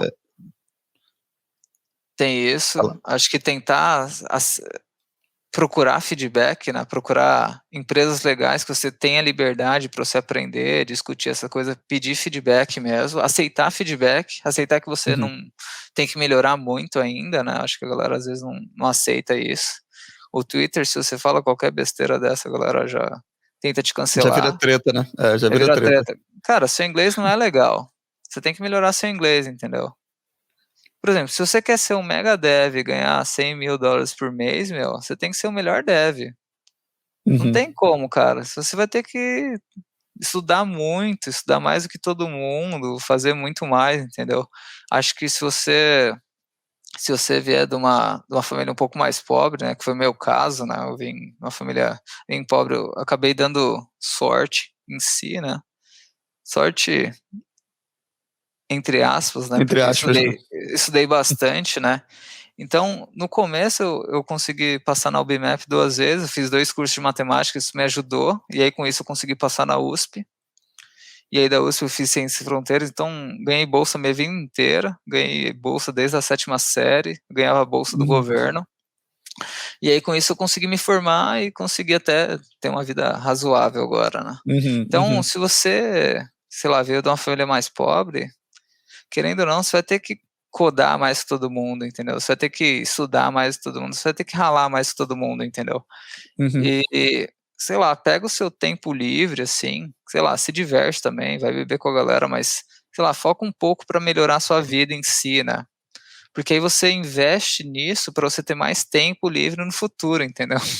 Exato. Basicamente Não, mas isso. é. Cara, aproveita que você é jovem, que você consegue codar mais, sei lá, coda 10, 12 horas por dia. até mais, dependendo, para você ter uma vida melhor, entendeu? Ter uma vida mais fácil depois, entendeu? Querendo ou não, Uhum. você vai ter que ralar um pouco mais. É um Acho que investimento, né? É um isso investimento. é um investimento em você, entendeu? E aí depois você vai ter coisas melhores, uma casa melhor, vai ter mais tempo, vai ganhar mais, Uhum. vai ter menos dor de cabeça, vai poder escolher uma empresa legal, entendeu? Se você está numa empresa ruim, o que você tem que fazer? Você tem que ralar pra caramba para você conseguir entrar numa empresa legal, entendeu? Sair disso. Exato. Em vez de você falar, você tem dois jeitos de resolver um problema, né? Você pode reclamar, falar, minha empresa é ruim, chora, ou você pode Uhum. ralar e sair dela, entendeu? E dar um jeito, entendeu? Tem duas mentalidades, ou você resolve ou você reclama, entendeu? Eu prefiro bastante É, você resolver, né? Acho que tem eu isso, acho. pode comentar aí. Eu diria que tem muito. Eu vejo muito isso. Mais no Twitter agora, assim, eu tenho andado muito no Twitter, mas tento sabe, me abster de certas tretas e tal. Mas eu vejo também, cara, que tem quase uma característica de devs, assim. Eu nem diria que estão mais novos, não, mas eu acho que o dev brasileiro, e eu acho que isso é ruim, porque a gente é muito bom. Cara, notoriamente você vê empresas assim de ponta, você pegar qualquer empresa de ponta tem brasileiro e brasileiro fazendo muita coisa legal, mas ainda existe um estigma do coitado, né, do cachorro vira-lata, do cara que que você falou, do reclamar ou resolver. Tem muita gente que escolhe reclamar. Eu quero trabalhar para fora, quero ganhar em dólar, mas como é que tá o inglês?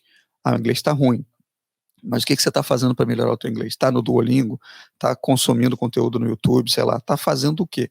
Eu vejo que tem muito isso, assim, muita gente reclamando sem sequer ter tentado o suficiente. Não significa dizer que a pessoa não tentou, mas tentado o suficiente, né? Eu sinto que as pessoas começam a fazer aí o trabalho, sabe, de botar a bola rodando e, obviamente, como você falou, a inércia, né, é sempre mais difícil no início. Você tá com a bola parada, obviamente você faz mais força para ela rodar, mas a partir do momento que ela começa a girar, ela ganha a própria velocidade, peso, enfim, todo o processo faz com que isso fique mais fácil. E eu vejo que as pessoas em tudo, seja no aprendizado de uma nova tecnologia, stack, abordagem, seja no aprendizado do idioma, seja qualquer que seja, as pessoas quando começa a bola, empurrar a bola no início e veem que ela tá difícil, os caras já escolhem esse primeiro caminho que é o reclamar, né? Tem essa questão também. Você tem que fazer alguma coisa, né, pra dar certo, né? Cara, sua vida só vai dar certo se você quiser, entendeu? Você é dono da sua carreira, né? A galera fala Uhum. muito assim, cara, qual que é a carreira que a empresa vai te dar, né? Na verdade, não, né? A carreira é sua, né? Você deveria ser dono da sua carreira, você deveria decidir isso. A empresa te dá uma carreira, meu, é meio surreal, né? Não faz É, sentido, entendeu? A empresa planejou minha carreira, é igual, sei lá, quando você era planejado para casar com alguém, né? E com uma coisa antiga, sem sentido, assim. Acho que tem várias dicas, assim, pra galera que tá começando.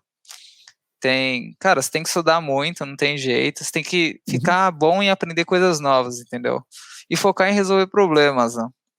Por exemplo, até a tecnologia vai mudar, né? jQuery, Angular, React. React uhum, provavelmente pode mudar no futuro também. Mas resolver uhum, problemas sempre vai continuar aí, entendeu? Então você tem que ser rápido para aprender o novo, sempre estar aprendendo coisa nova, querendo ou não. Talvez a inflação, né, do conhecimento uhum. dos desenvolvedores, né? Tem a inflação do conhecimento, vai adicionando coisa nova, tem o Web3 agora, tem um monte de coisa. E Sim. aí você foca Blockchain no novo. bombando. Blockchain, um monte de coisa legal, bastante coisa acontecendo legal no mundo. Então foca no novo, que eu acho que tem mais chance de dar certo ou não, tem menos competição, querendo ou não, então Uhum, menos competição é boa, né? É uhum. uma boa aposta, né? Em vez de você apostar na Mega Sena, aposta no Web3. Tenta fazer umas coisas diferentes aí. É uma aposta mais legal, você tem mais chance de ganhar, né? Você tem mais controle sobre isso. Isso daí é Uhum, legal, Learning Public é legal. Cara, você está aprendendo alguma coisa nova, compartilha o que você está aprendendo no Twitter, travou, joga dúvida lá no Twitter também. Pode uhum. me taguear se for o caso, se quiser mais alcance, meu alcance já é um pouquinho maior. Tem isso, entra em todas as comunidades que você está aprendendo, conversa com a galera, interage, participa disso, que isso daí você sempre ganha de volta, entendeu? Sim. Compartilha open source, tudo. Por exemplo, se você quer, cara, se você nunca trabalhou, e aí você quer ter uma vaga de React, cara, se no seu GitHub não tiver nada de React, meu, a chance de você conseguir essa vaga fica difícil, entendeu? Você tem que provar que é o proof of work, né? Você tem que provar que você sabe. Foi até uma pergunta que você falou pro cara lá. Cara, você quer Web3? Cara, eu não vi nada de Web3 aí. Tem um monte de picareta aí. Por que eu vou te contratar ou contrato outro cara? Quem tiver mais proof of work, né, ganha, né? Então, se você pensar... O meu caso é meio surreal, assim, eu tenho até algumas threads, eu tenho que ser onisciente, né, então qualquer lugar que você vê no Twitter, GitHub, eu tô lá, né, que é como se fosse um remarketing, né, porque eu comento em tudo, ajudo a galera, faço tudo, e eu acabei meio que criando uma relação ganha-ganha, né, que é o win-win com a galera me tagueia, eu dou um retweet, ela ganha visibilidade e eu ganho engajamento junto também, então acaba sendo bom para os dois lados. Então, entrar na comunidade, outra coisa importante, escrever. Acho que outra coisa que a galera não faz muito. A galera não escreve porque ela não lê, né? Então, eu recomendo ler muitos livros lá. Se você quiser recomendação de alguns livros, eu tenho alguns aqui. Deve ter dá para começar com uns 10, 50 livros. Aí passou da primeira lista, te manda a próxima. E aí escrever também, você tem que escrever, entendeu? Você tem que ler, você tem que escrever, porque pouca gente, sei lá, 1% do mundo produz o conteúdo, né? O resto só consome. Então, cada vez mais, né? Não, sempre foi assim, provavelmente sempre vai ser assim, né? E aí escrever, ela também te ajuda a clarear as ideias, no sentido de que a gente conversando aqui, a gente pode enrolar, entendeu? Agora, você escrevendo, não tem como você enrolar, entendeu? Na escrita, você tem que saber realmente o que você está falando. Não dá para você encher linguiça, né, que é o que a galera fala. Então, a escrita meio que clareia isso, e escrita é legal que ela vai estar no Google lá, então quando alguém te pesquisar Web3 tal coisa, aí vai aparecer seu artigo lá, e com isso, você acaba meio que virando referência, conseguindo até empregos nisso, né. Teve um amigo meu que fez 2 artigos de Web3, acho que em 2 dias ele recebeu, sei lá, 10 propostas para trabalhar com Web3, que teoricamente agora ele é o cara que sabe o Web3, porque ele escreveu 2 artigos simples de Web3, entendeu? É meio que um hack, né? Sim. Cara, não tem ninguém que sabe o Web3, você achou um cara que escreveu um artigo que era o que você queria fazer. Cara, esse é o cara que você vai contratar, que é o cara que sabe o que você quer, entendeu? Basicamente isso. Meio que é um life hack, entendeu? Sim. E eu acho que pro o dev também isso é importante, é o que você falou, é quase que... Cria um portfólio, né? Cara, só tem benefício, porque o cara, ele quando tá escrevendo, ele tá, como você falou, tendo clareza de pensamento, e ninguém consegue escrever sobre algo que ele não entendeu, então você tem que entender para poder escrever. Então, o primeiro benefício é tá, sabe, tornando aquilo mais latente na sua cabeça. Né? Claro. Segundo, você tá promovendo conteúdo de verdade, porque o que eu vejo também, muita gente querendo ser, eu brinco que tem uma nova categoria, tem algumas novas categorias, que é o dev influencer e o dev ostentação. E os caras querem influenciar e ostentar, mas não querem produzir conteúdo real, sabe, que agrega. Por isso que eu te falei, eu admiro muito o que tu faz, porque não teve nenhuma vez que ou eu vi, sabe, um artigo teu ou uma pergunta lá na comunidade que não tenha sido, caramba, conteúdo, sabe, assim, uma coisa que agrega. Eu vejo que a galera tá muito nessa onda de querer criar um portfólio de seguidores, mas, cara, isso não, eu, na minha visão, né, também eu tô tentando criar bastante conteúdo, mas nessa pegada de tentar entender para poder traduzir para uma linguagem que talvez uma pessoa que esteja 2 pernadas antes de mim nem precisa, sabe, eu nem preciso estar tão na frente, mas se eu entendi um pouco antes daquela pessoa, eu consigo traduzir, faço com que esse conceito esteja mais claro para essa galera que está um pouquinho mais atrás, e como side effect, né, a galera que vai ler, eu não sei quem vai ler, né, o que você falou, escala, então eu não sei se quem vai ler vai ser, cara, um cara que está, sei lá no Vale do Silício pesquisando sobre aquele tema naquela hora e viu, e falou assim, putz, esse cara aqui pode me ajudar, ou pode ser também um outro cara, um júnior, que está tentando aprender aquele conceito, você não sabe para onde é que bate nessa semente, então acho que só tem benefício, cara, você pegar, produzir conteúdo de verdade, né, não é ficar autêntico, jogando conversa novo, ao vento. Né? Uma coisa nova, uma coisa sua mesmo, né, alguma coisa especial, algum detalhe mesmo, né, que eu falo bastante dessa coisa de detalhe, né. Cara, muito, muito massa isso aí, essa questão do conteúdo para mim é muito, muito relevante. Eu consumo muito conteúdo, então, cara, senão eu brinco, né, que se não fossem os indianos no YouTube e a documentação dos produtos, caramba, eu tava perdido, porque é basicamente onde eu começo a aprender, é por ali. E uma coisa, acho que sei lá, quão recente é isso, né? Mas a galera compartilha muito, né? Antes, acho que, sei lá, tem algumas profissões mais antigas que elas tinham meio que medo de compartilhar o conteúdo, porque senão ela ia perder emprego, né? Acho que aqui a galera entendeu que quanto mais você compartilhar, mais emprego tem, né? Sei lá.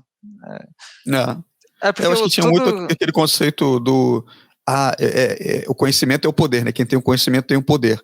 E eu sou dessa época, né? Também eu sou um pouco mais velho que você, se não mais, bem mais. Mas, cara, eu lembro que, cara, quando eu comecei, eu comecei numa área completamente diferente de desenvolvimento, que eu era DBA, né? Eu comecei numa área de infraestrutura, fui estagiário, trabalhei na própria Oracle por vários anos. E eu lembro, cara, que apesar de ter colegas, cara, maravilhosos, e pessoas que foram mentores meus, mas tinha sempre aquele um ou dois ou três que o cara conhece aquela tecnologia ou aquele jeito de fazer, e o cara não compartilhava, porque é aquilo, né? Eu tenho o poder na minha mão, toda vez que alguém precisar disso vai vir em mim, e acho que isso vem mudando ao longo do tempo, né? Assim, esse conceito de poder no conhecimento é o contrário agora, é quanto mais eu compartilho, mais poder eu tenho. Meio que deu uma invertida, assim. Se você vai em algumas comunidades mais antigas, assim, Delphi, Java, essas coisas, ainda tem um pouco disso, assim, a galera fica meio receoso de compartilhar, fica até estranho. Agora a galera JS, não. A galera JS eu acho que compartilha até demais. E pegando nessa perna aí do JS, se você hoje tivesse começado do zero de novo, você escolheria a mesma stack, escolheria uma coisa diferente? E por quê? Eu escolheria a mesma stack, né? A gente vem evoluindo essa stack desde 2015, 2016, assim. Tem vários motivos, né? Tudo vai ser feito acho que JS é legal porque ninguém controla JS, igual a Web3, né? É um consórcio também. E JS também ela é muito grande para falhar, né? E aí JS você consegue rodar em qualquer coisa, né? Microcontrolador, no servidor, no front-end, em vários lugares, Electron, apps também, né? Então você consegue fazer tudo com JS, em vez de você ficar trocando linguagem, sintaxe, você consegue fazer tudo em JS. O modelo de async de JS é bem legal, acho que é bem simples, assim. Tem aquele problema de funções azuis e vermelhas, que eu não vou entrar agora nisso o Go é melhor que JS. O sistema de tipos lá com o TypeScript é legal, tá ficando meio complexo, mas funciona bem. E o tooling, né, eu acho que o grande sacada do JS é o ecossistema, né? Então, por exemplo, tudo que você for tentar desenvolver já tem algum package disso, então faz você mover mais rápido. E o tooling também é incrível, né? Você tem o S-Lint, você tem o Prettier, você tem coisas para monorepo, que é o Yarn, tem o Yarn Workspace, o Learner. Então, eu tentar fazer tudo que a gente faz na Entry aqui, todo nosso tooling, toda essa automatização, sem o JS ia ser bem difícil. Ia ser bem complicado, assim, monorepo nas outras linguagens não é tão legal, GraphQL nas outras linguagens também não é tão legal. E aí também teria o custo, tem um dev que gosta de uma linguagem, não gosta da outra. Não gosta da outra. Você não consegue normalizar, você não consegue compartilhar código de back-end com front-end, você teria que meio que duplicar, né? Então tem vários motivos, assim, que a gente escolheu e foi evoluindo. E a gente tenta meio que sempre simplificar e achar sempre coisas novas que dentro tudo mais fácil, né? Dentro desse ecossistema, né? Isso. Uma coisa que a gente faz, que eu acho que é diferente, a gente tem que ser mais fácil pra gente, né, pro dev, a gente foca nessa coisa do DX, entendeu? Tem que ser fácil pra gente codar, senão ninguém faz, tem essa coisa de incentivo, né? Então, eu penso muito nessa coisa de incentivo. Então, por exemplo, se tem aquele paradoxo lá, por exemplo, se você não consegue gastar meia hora fazendo o teste, quer dizer que você tem que gastar 1 hora fazendo o teste. Você tem que fazer se você não consegue ter 30 minutos para fazer teste, você teria que fazer 1 hora de teste, então. Até você ter 30 minutos disponível para fazer teste, entendeu? É basicamente isso. Se você não tem 30 minutos para meditar, você deveria meditar 1 hora. Entendeu? Porque se você não tem o tempo, né? Você não tem o tempo porque você não faz o teste. Aí você não faz o teste porque você não tem o tempo, que fica um ciclo vicioso ruim, né? Então a É gente foca verdade. bastante coisa em incentivo, né? Então, por exemplo, se os devs não estão fazendo alguma coisa, você tem que entender por que eles não estão fazendo. Normalmente eles não estão fazendo porque ou é lento, ou é difícil, ou não está automatizado, né? Então, por Uhum. exemplo, tinha o i18N, que era meio ruim, você tinha que ir lá, edita o código, muda em outros lugares. A gente fez um script que roda um comando, extrai as strings do código e beleza. Aí agora todo mundo faz 18N e é fácil. Teste é ruim. Agora teste é fácil. Você copia um arquivo, em, sei lá, 5 minutos você cria um teste back-end, um teste front-end. E aí tudo tem Uhum. teste agora, porque ficou fácil, ficou rápido, entendeu? Então tudo que é lento e difícil, ninguém vai fazer. Uhum. Você também não vai fazer, entendeu? Você não vai querer É fazer. verdade. A galera É vai verdade. evitar, entendeu? A galera sempre vai focar no que é mais fácil. Então você tem que deixar as coisas boas serem fáceis, né? Uhum. Você tem que É, meio que remodelar, né? sim, sim. Os Eu queria incentivos. eu queria pegar dois pontos só dentro disso que a gente está conversando e caminhar para o fim, mas são coisas completamente diferentes, né? Então, a primeira é assim, você na Entria, ou quando acho que é assim, mais na Entria, porque do teu estágio você já pulou para o Entria, né? Então, a pergunta é, você já teve que demitir algum dev, e assim, por uma coisa que realmente não, cara, não deu, não dava para consertar, ou como é que isso, assim, isso já aconteceu? E se aconteceu, qual era, assim, o que que não deu certo ali? Beleza. Eu tenho uma lista. Eu tenho anotação de tudo, né? Para cada pessoa também tem uma entrada no meu Zerocasting também, sobre a pessoa em si, né? Então eu Uhum, tento indexar tudo. E aí eu tenho uma lista de todo mundo que já passou pela Enter também, ou que se demitiu, ou que a gente demitiu também, né? uhum, Teve, acho que teve uns 2 casos que a gente demitiu. Acho que foi uma época que a gente estava reduzindo, assim, a gente estava migrando para SaaS. E a gente reduziu porque acho que o nível da galera não estava muito bom, eles não estavam uhum, evoluindo muito rápido. E a gente viu que eles meio que estavam atrapalhando o resto do time, entendeu? E aí quando a gente uhum, demitiu 2 pessoas, acabou que o time ficou melhor, entendeu? A gente conseguiu produzir mais, em vez de uhum, menos, né? Então às vezes você precisa de menos devs para produzir mais. Teve esse caso. Teve outro caso também que já tinha alguns maus comportamentos, assim, sei lá, pessoais, assim, algumas coisas uhum, uhum, que não estavam muito alinhado.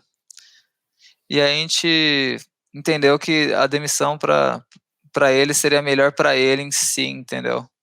Sei uhum, lá, para uhum, dar uhum. às vezes Um às choque vezes de uma de ordem, né? às vezes uma demissão ajuda a pessoa, acaba ajudando mesmo. Acho que ela tá meio estagnada ali, Uhum. e aí ela meio que acorda para a vida, pode ser um susto assim, mas Eu não, concordo, eu concordo. acaba ajudando assim. Às vezes você atrapalha a pessoa, talvez. Acho que o que eu Uhum, acredito, não tem funcionário ruim, né? Acho que tem funcionário na empresa errada ou no lugar errado, entendeu? Acho que todo uhum, mundo provavelmente conseguiria ser produtivo, né? Qualquer pessoa do mundo poderia ser produtivo, fazer um trabalho legal, se estivesse fazendo aquilo que gosta em si, entendeu? Então uhum, daria uhum. se organizar direito, né? Daria para ser mais legal lá a sociedade. Às É vezes não verdade. está funcionando mais. Acho que uns momentos que meio que aconteceu isso foi quando a gente mudou a Entra, né?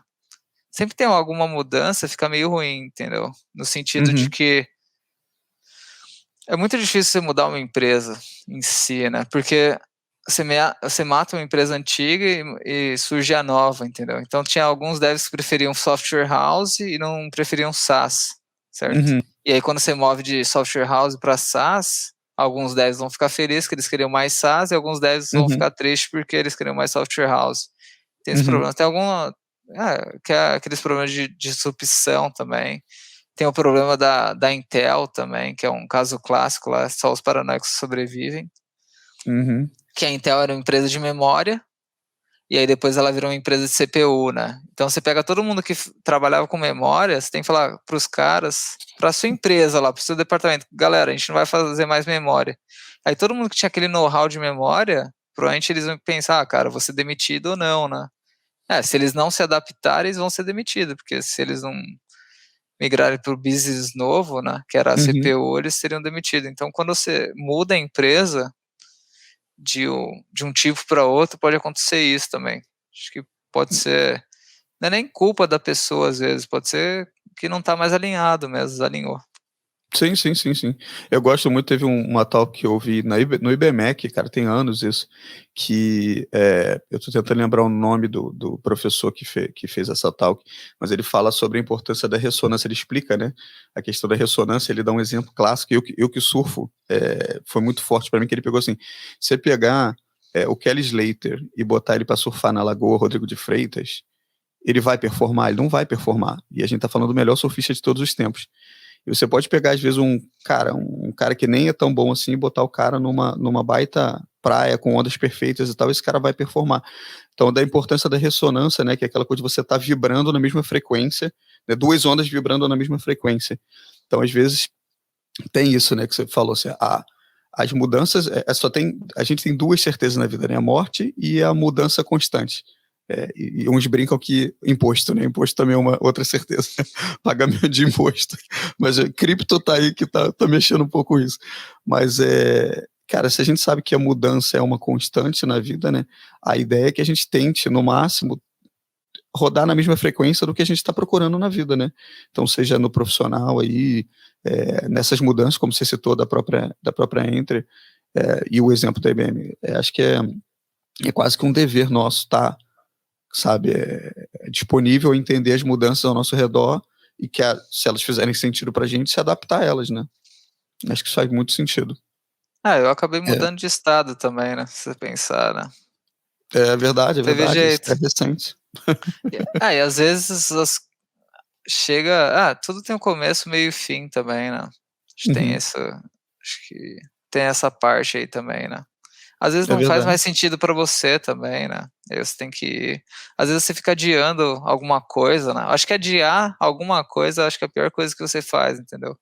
Uhum, Adiar uma decisão, adiar um conflito, adiar alguma coisa, porque tudo isso aí vai ficar maior, né, e acaba sendo pior depois, entendeu. Você tá adiando o sofrimento, e aí você acaba sofrendo mais depois. é verdade, cara.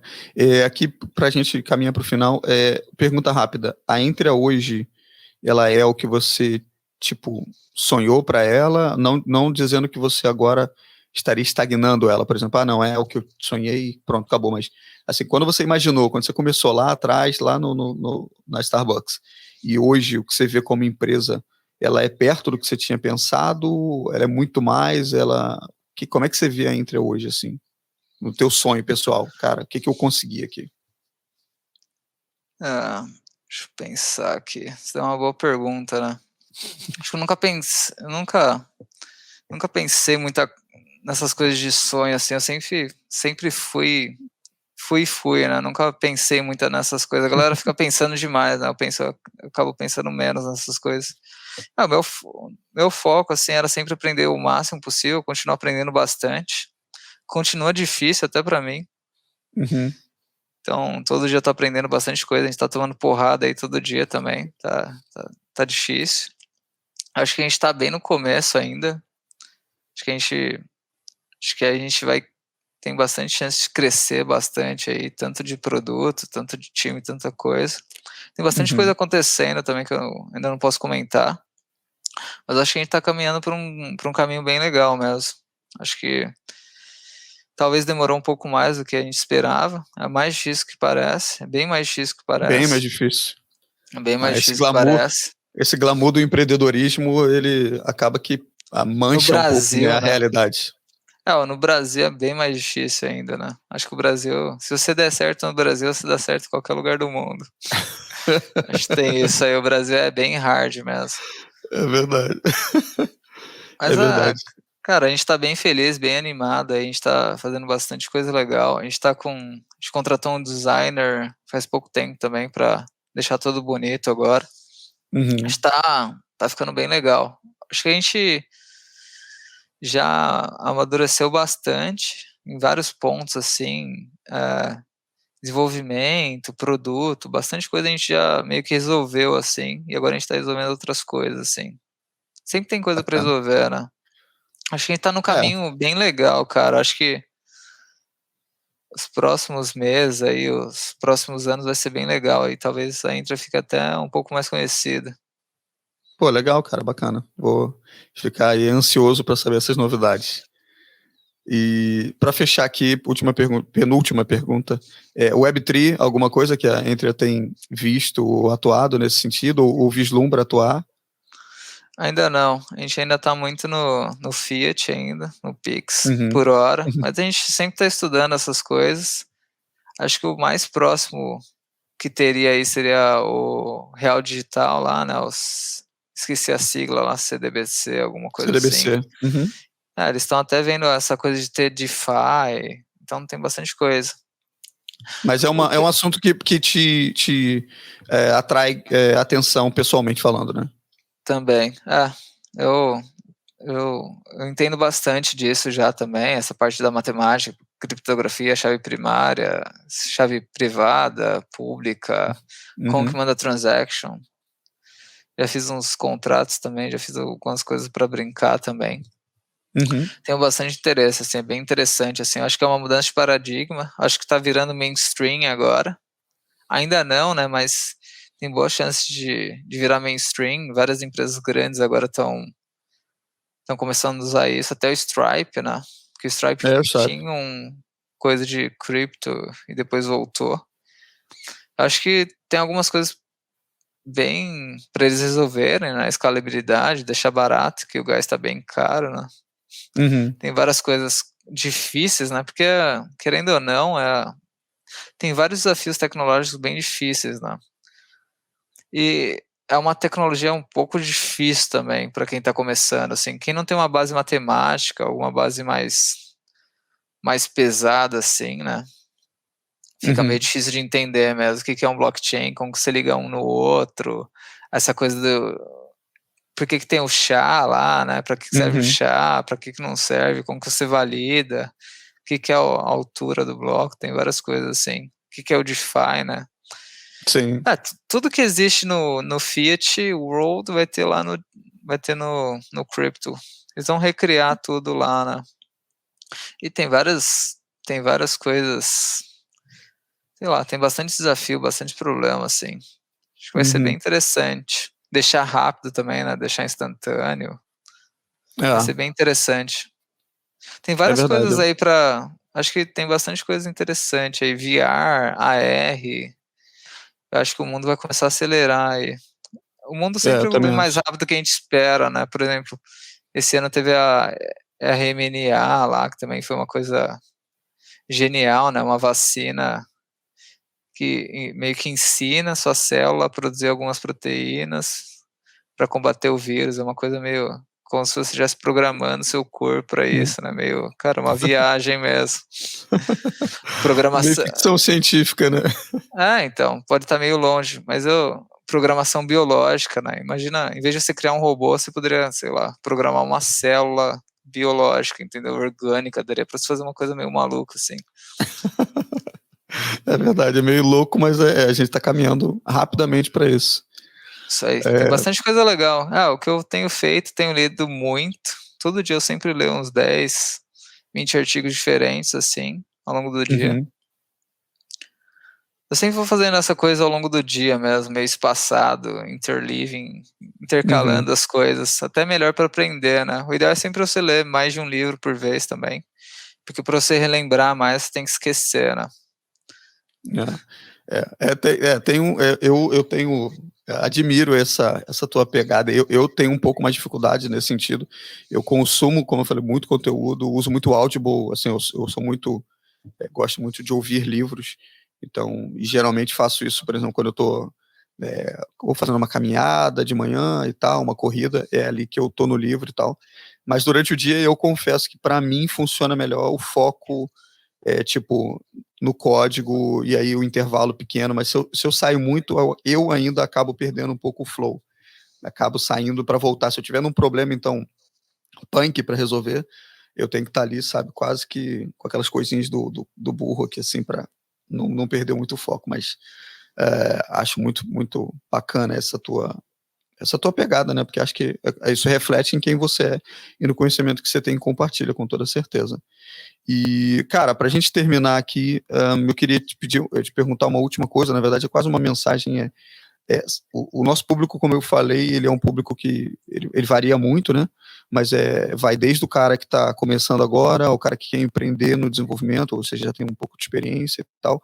Mas eu particularmente tenho um carinho muito grande para quem está começando, porque eu sei o quão mais difícil, a gente estava falando sobre isso, quanto mais difícil é esse início.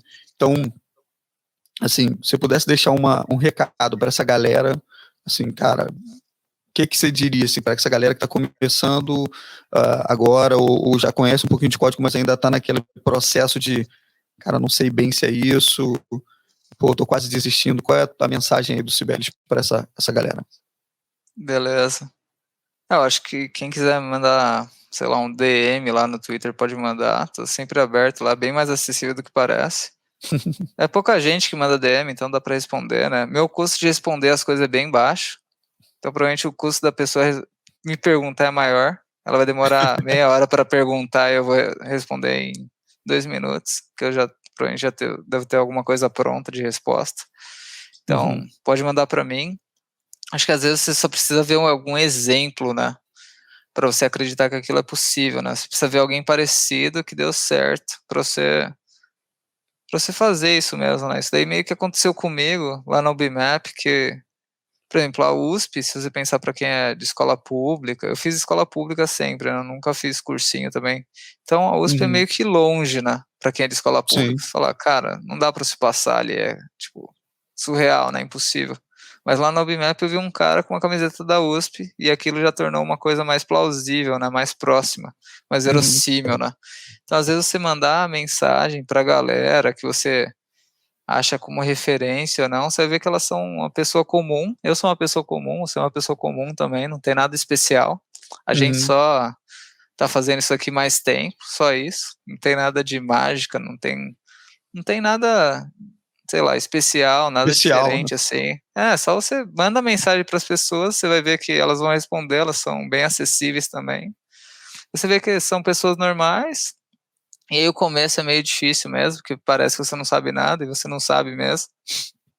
E aí você tem que ir tentando. Eu acho que a dica é você tentar construir alguma coisa e ir aprendendo baseado nisso, né? Não ao contrário, né? As pessoas, vou aprender JavaScript.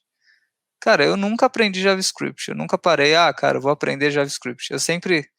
Eu tinha que fazer, faz um formulário na web. Beleza, eu fiz o formulário e fui aprendendo JavaScript aos poucos, entendeu? Nunca foi, cara, parei aqui, vou pegar o manual do JavaScript, vou ler, REST é isso. Não, eu sempre fui vendo você tem que fazer isso. Então, sempre tentei construir alguma coisa e aprendendo as coisas que precisava para construir isso. Form. Pesquisa como que eles fazem form no React. Legal, usa essa lib. Vou pegar um exemplo pronto e modificar e baseado nisso, entendeu? Acho que você tem que tentar construir alguma coisa, né? Uma coisa que meter a mão, né? Meter a mão na massa. É igual, você aprende a andar de bicicleta andando de bicicleta. Você só aprende a codar codando mesmo. Porque no tutorial lá no vídeo da Rock City provavelmente vai funcionar lá. O cara vai rodar o código e vai dar certo. Quando você for rodar esse mesmo código na sua máquina, vai dar errado. Porque vai ter alguma configuração errada e você vai achar que você fez alguma coisa errada. Não, é porque a vida real é mais difícil que o vídeo que está pronto que o vídeo lá, gravado.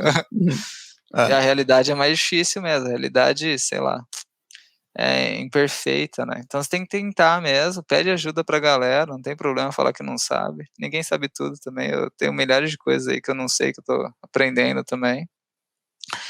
Acho que é isso. Beleza, cara. E aí, acho que tem aquela coisa de fake until you make it, né? Você tem que acreditar em você e, cara, vai aplicando para as vagas, mesmo que você não tenha os requisitos. Ninguém tem os requisitos das vagas. Eu não conseguiria passar em nenhuma das vagas que tem milhares de requisitos aí. Porque os caras colocam os requisitos real, porque quem escreve a vaga também nem sabe. Nem a pessoa que vai contratar. Então, cara, o cara pediu 6 anos de alguma coisa, sei lá, aplica para a vaga mesmo, faz o challenge, mostra que você sabe fazer alguma coisa. Então, se a vaga pede React, faz algum projeto em React e mostra que você sabe React. Então, vem a empresa, cria um projetinho lá, gasta um tempo nisso. Você tem que focar muito mais em aprender, né? Esquece um pouco a empresa e foca o que você vai conseguir aprender com aquele challenge lá. A galera reclama muito de challenge, né? Cara, o challenge tá lá porque se você demorar para fazer o code challenge, tem 2 motivos para você demorar. Um, que você não sabe. Você só demora quando você não sabe alguma coisa, que é o custo de aprender, né? Aprender leva tempo. Outro, ou o challenge é muito longo mesmo. Aí você pode mandar para alguém mais experiente e o cara vê, não, isso daqui é trivial. Você tá demorando uma semana porque você não sabe mesmo. Aproveita aí para aprender, entendeu? Sim. O challenge da Entra é acaba sendo meio difícil, que é um CRUD, GraphQL Relay, e acaba que a galera desiste mesmo. E aí a gente fala, cara, você pode perguntar pra gente, e a gente vai contratar quem perguntar mais. Porque se o cara não pergunta antes, por que eu vou contratar um cara que não vai perguntar lá dentro? Porque eu sei que ele vai travar, entendeu? É verdade. Então a gente já tenta ensinar a pessoa a perguntar antes mesmo de contratar ela, entendeu? E a ideia do challenge é você aprender e ver se você gosta daquilo para você trabalhar com a gente. Se você não gosta de GraphQL Relay, cara, talvez não é um lugar legal para você trabalhar com a gente, entendeu? O próprio challenge eu acho que já filtra, porque assim, estatisticamente falando, cara, 10% das pessoas que aplicam para vaga vão lá e fazem o challenge. Então daí você já começa até a filtrar realmente quem vai dedicar tempo na solução de problema, que é o que você falou. O challenge, ele é um problema a ser resolvido. E, geralmente, você pode ter o tempo ou não, mas tem muita gente que pega o challenge, olha, é muito difícil para eu fazer. Então você não queria tanto, né? E uma outra coisa é que o challenge pode servir de portfólio, até para quem está querendo construir um portfólio. Então você pegou um challenge, ainda que você não passou na vaga, ou não conseguiu concluir naquele tempo, cara, continua ele, faz. Primeiro que você vai aprender. Segundo, você coloca aquilo no Git, ele já, é mais uma coisa no teu Git. Né? É mais um código, é mais um legado que você está deixando ali para que outros possam vir e ver e, cara, esse cara já deixa eu ver aqui o código dele, já tem alguma coisa, né? Então acho que isso é bem importante frisar, né? Se você não passar na vaga, você não perde, né? Você acaba ganhando em si, né? Você ganha outro portfólio, outro teste, você aprendeu alguma coisa, né? Exato. Às vezes a galera foca muito na empresa, né? Você tem que focar mais em você, em aprender mais, várias coisas. É isso aí, cara. Cara, sim, finalizando aqui, muito obrigado. Cara, mais uma vez é sempre um prazer falar contigo. A gente fala muito no virtual, né? Eu tava brincando com o Cibeles antes, que eu achei até que ele tinha o cabelo abóbora, que era um bot. Mas porque ele responde tão rápido que chega a ser surreal.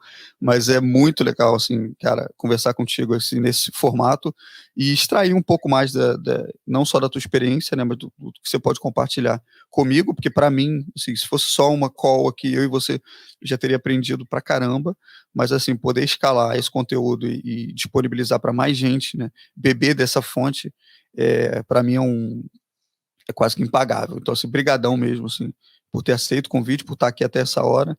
E, cara, a gente continua aí se encontrando nesse mercado que nem é tão grande assim, né?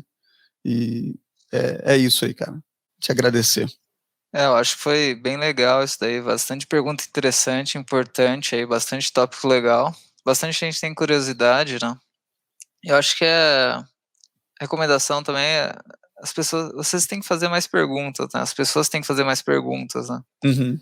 E também você tem que meio que pensar sobre tudo que já existe, né? Tudo que existe alguém criou, né? Foi algum ser humano que criou e você deveria repensar isso, se faz sentido ou não, né? Não aceitar as coisas do jeito que elas são. Teve uma coisa do Elon Musk que foi genial, que é uma frase bem simples: make requirements less dumb. Que assim, faça os requisitos menos burros, né? Sim. Então provavelmente se você é um dev e alguém fala para você, cara, faça isso, você tem que olhar aquilo lá, pensar, ver se faz sentido ou não, entendeu? E discutir essa isso. Às vezes a pessoa, sei lá, escreveu, não pensou muito bem direito, entendeu? As pessoas erram também. Teve até um caso, até que legal, assim, que a gente estava discutindo, cara, quem que fez isso daí? Os nomes tá tudo meio errado. A gente foi ver, não, tava na issue lá, cara. E aí no final eu que tinha escrito, né? Eu falei, cara, vocês têm que revisar o que eu escrevo, né? Às vezes vou escrever algumas coisas erradas para ver se vocês estão acordados, né?